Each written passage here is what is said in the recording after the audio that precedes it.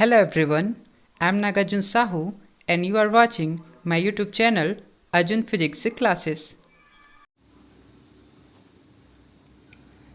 पिछले वीडियो में हमने देखा था conservation of linear momentum for the system of particles.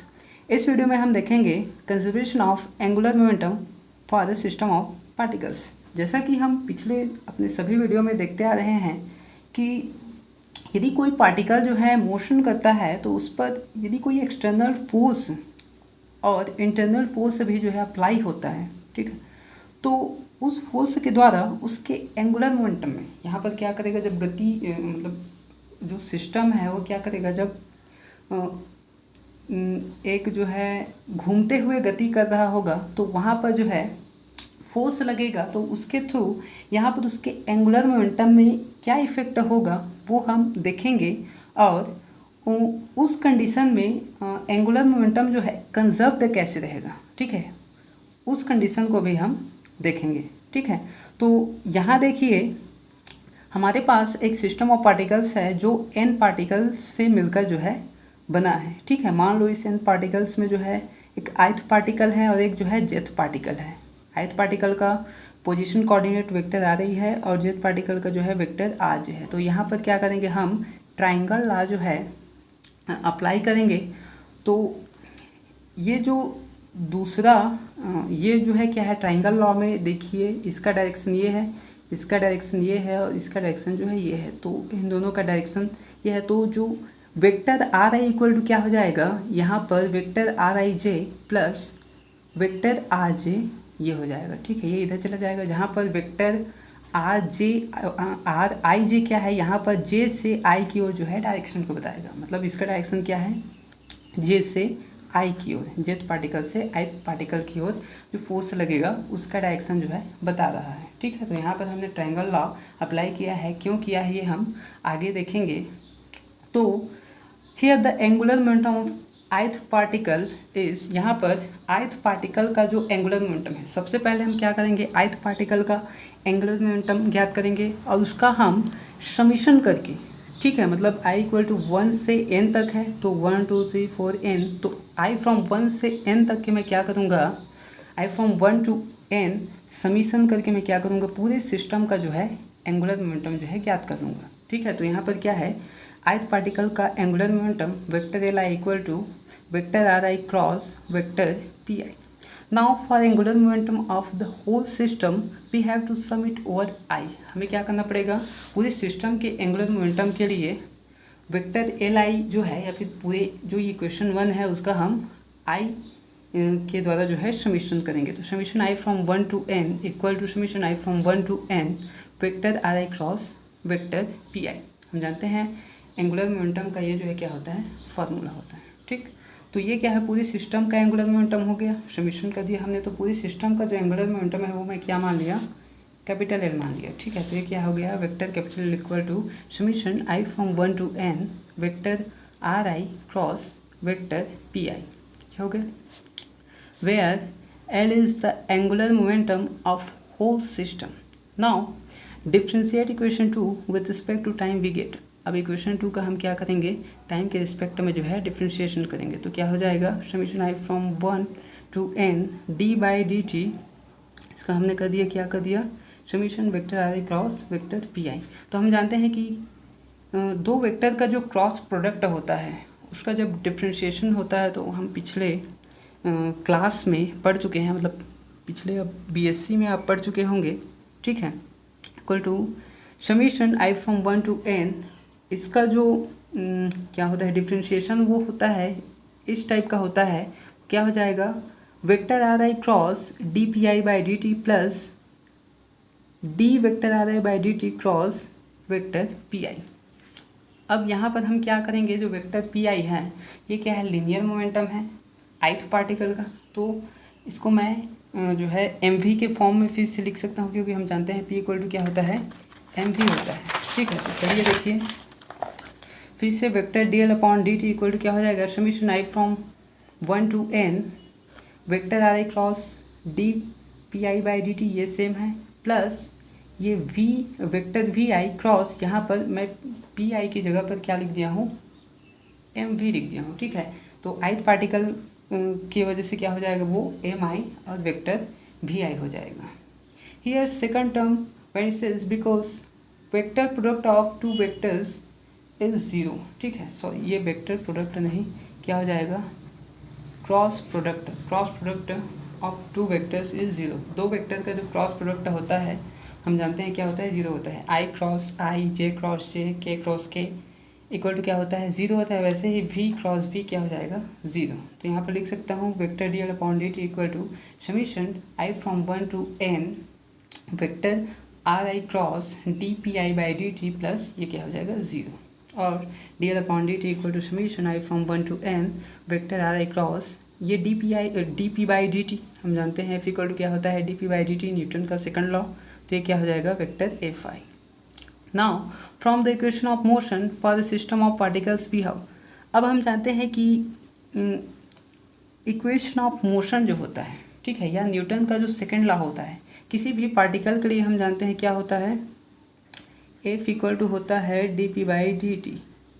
ये पार्टिकल के लिए होता है। लेकिन यहाँ पर सिस्टम ऑफ पार्टिकल्स के लिए अब हम जानते हैं कि सिस्टम पर जो है vector sum of all external forces, ठीक है, एक्सटर्नल फोर्स भी वर्क करता है और उस सिस्टम के अंदर जो पार्टिकल्स होते हैं वो भी आपस में जो है फोर्स अप्लाई करते हैं, जिसको हम इंटरनल फोर्स कहते हैं। तो एक्सटर्नल फोर्स और इंटरनल फोर्स का जो सम होता है, ठीक है, वो क्या होगा, यहाँ पर dp बाई dt के इक्वल होगा। ये जो है सिस्टम ऑफ पार्टिकल्स के लिए, इसको हमने लेक्चर नंबर 3 में जो है अच्छे से स्टडी किया है, ठीक है।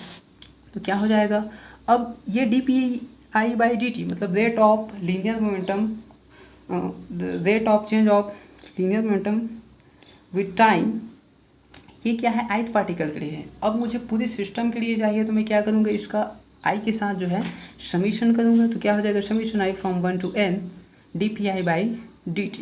अब इस साइड भी करना पड़ेगा, तो summation i from 1 to n vector fi e plus ये क्या है, external vector sum of external force. सभी जो एक्सटर्नल फोर्स अप्लाई होंगे ith पार्टिकल पर उसका जो है वेक्टर सम है ये वाला, ठीक है। प्लस ये क्या है, summation ji from 1 to n where j equal not i। यहाँ पर मैं क्या किया हूँ, summation i from 1 to n एक बार और ना लिख कर इसी में जोड़ दिया हूँ। मतलब ये क्या है, यहाँ पर केवल j है, देखिए यहाँ पर j और i दोनों मैं लिख दिया हूँ। मतलब दोनों का वैल्यू क्या है, 1 से n तक है, ठीक है।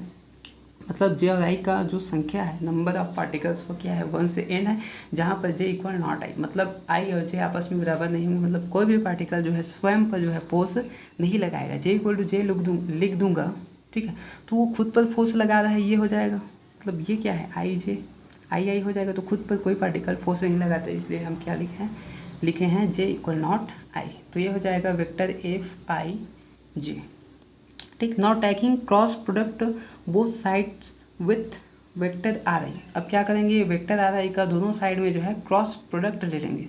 तो ये क्या हो जाएगा, यहाँ पर summation i from 1 to n vector ri cross dpi by dt equal to summation i from 1 to n, ये क्या हो जाएगा, वेक्टर ri, यहाँ पर भी हमने क्रॉस प्रोडक्ट ले लिया, ये vector ri cross fi e plus summation ji from 1 to n j equal not i vector ri cross fi j। ये हो जाएगा ri का हमने क्रॉस प्रोडक्ट कर दिया। अब क्या हो जाएगा, अब देखिए फिर से dpi बाई dt, इसको मैं लिख सकता हूँ वेक्टर fi, ये लिख दिया मैंने इक्वल टू। अब ये क्या है, vector ri cross vector fi e। तब जब कोई वस्तु जो है घूम रहा है, गति कर रहा है, ठीक है, चाहे वृत्तीय गति हो, हाँ वृत्तीय गति, ठीक, तो क्या हो जाएगा, वहाँ पर जो एक्सटर्नल फोर्स लग रहा है उसके कारण क्या है, बल आघूर्ण, मोमेंट ऑफ क्या है, इनर्शिया, ठीक है। क्या हो जाएगा, मोमेंट ऑफ फोर्स, ये हो जाएगा एक्सटर्नल फोर्स के द्वारा जो है बल आघूर्ण टाउ प्लस। अब यहाँ पर क्या हो जाएगा, ये सेम रहेगा।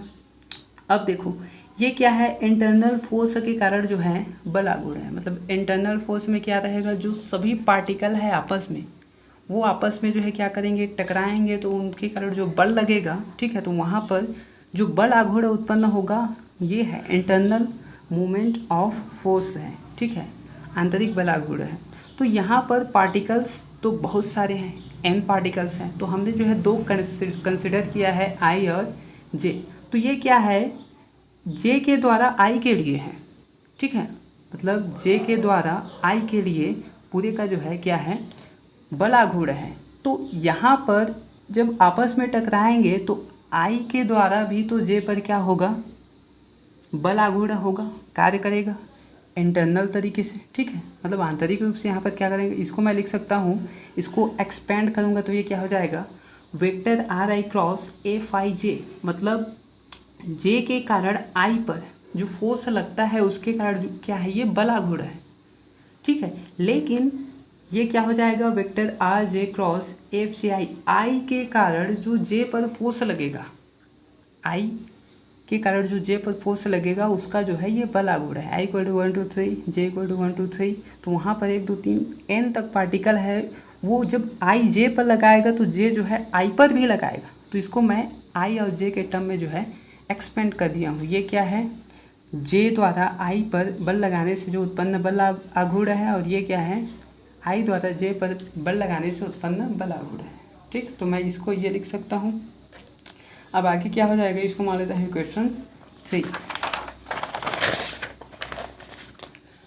Now let us assume that the internal forces obey Newton's third law. अब देखते हैं कि जो इंटरनल फोर्स होता है, ठीक है, आई जेथ पर लगाएगा, जे जो है पर लगाएगा, जो फोर्स होगा, ठीक है, उनके टकराने से, इंट्रैक्शन से, तो वो फोर्स जो है क्या करेगा, न्यूटन का थर्ड लॉ जो है फॉलो करता है। तो ये क्या हो जाएगा, F I J equal to minus F J I. तब इसको मैं लिख सकता हूँ F12 equal to F21 minus F21, दो पार्टिकल के लिए, ठीक है, ये हो जाएगा। तो यहाँ पर क्या हो जाएगा, from equation 1 and 3 we have, अब क्या करूँगा, जो इक्वेशन 3 मैंने देखा था, ठीक है, यहाँ पर जो हमने इक्वेशन 3 देखा है, ये यहाँ पर एफ जे आई के जगह पर मैं क्या लिख सकता हूँ, माइनस एफ आई जे, क्योंकि यह जो है क्या करता है, न्यूटन का जो है थर्ड लॉ को जो है फॉलो करता है, ठीक है। तो क्या हो जाएगा, वहाँ पर